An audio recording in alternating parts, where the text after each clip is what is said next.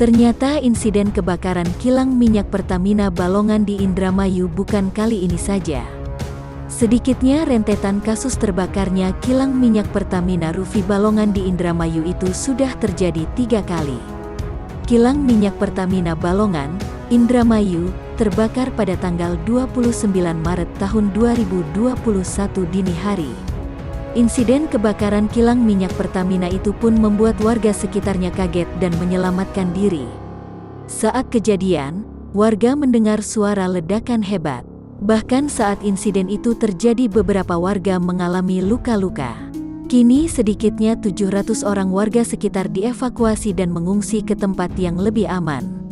Berdasarkan catatan yang dihimpun tribunjabar.id, rentetan kasus kebakaran kilang minyak Pertamina Balongan di Indramayu, Jawa Barat. Kilang minyak Pertamina Balongan pernah terbakar pada tahun 2007, tepatnya di bulan Oktober. Kemudian insiden kebakaran kilang minyak Balongan kembali terjadi pada 2019.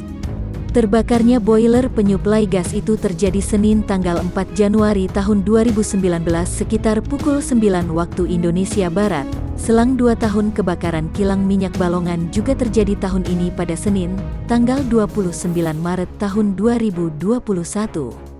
Insiden kebakaran hingga terdengar ledakan terjadi pukul 1 waktu Indonesia Barat dini hari. Insiden kebakaran diduga berasal dari tangki T301G.